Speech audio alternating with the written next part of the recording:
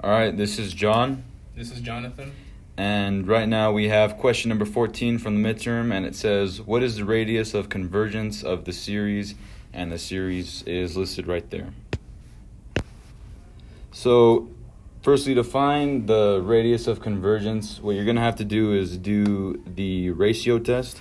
Which to do that, you're going to have the limit as n approaches infinity, and that's very important to list that because the AP board is very strict. Then you're going to have the absolute value of this function right here, but you're going to plug in n plus 1 for every n. So basically what it would look like would be x minus 2 n plus 1 divided by n plus 1, sorry about that, it looks kind of like an h, times 3 to the power of n plus 1. And then you're going to multiply this by the reciprocal of the original equation, which is, again, this. So like I said, we're going to flip the original equation and basically multiply what we have right here by the reciprocal of the original equation. So it's going to look something like this, since we're just basically flipping it around.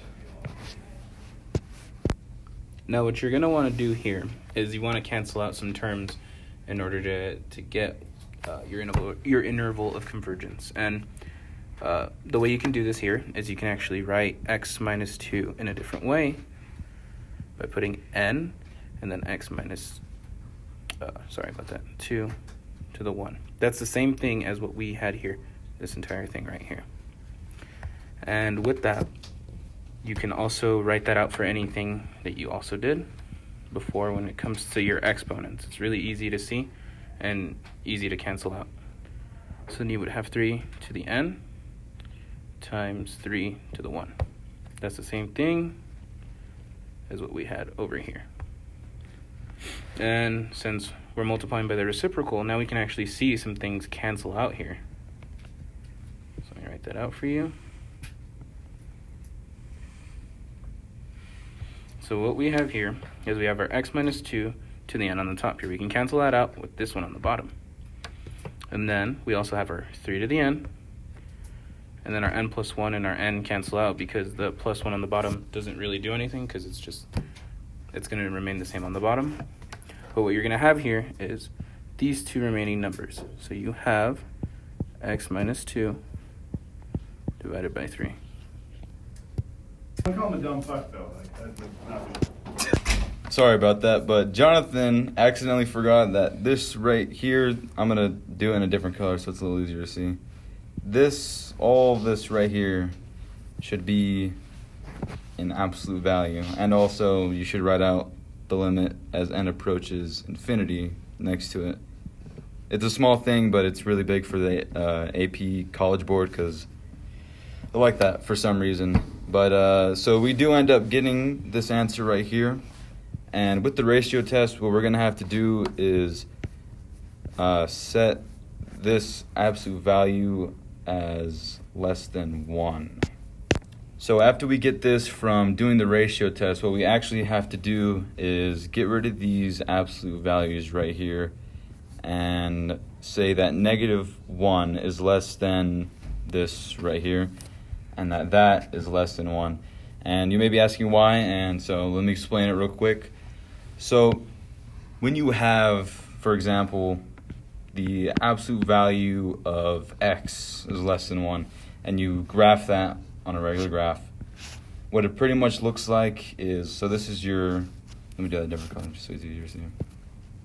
So that is your x absolute value graph, and if it's less than 1, that means that you're trying to find every single point that is below that white line, and that's going to be pretty much every single point within this area right here. So it could be, -0.09, and that would be less than 1, and it could also be positive 0.09, and that would also be less than 1. So both of those work, and that pretty much is the reason that we do this little trick right here. And so now with this that John gave us, we are going to isolate our x. And the way we would do this is we are going to first multiply by 3 on both sides, and then that'll eliminate that, so that it's just x minus 2. And then it's less than 3, and then we have our negative 3, and that is less than x minus 2. And the last step, add 2 in order to cancel this, and do it to both sides as well. Then you get negative 1 is less than x, and x is less than 5.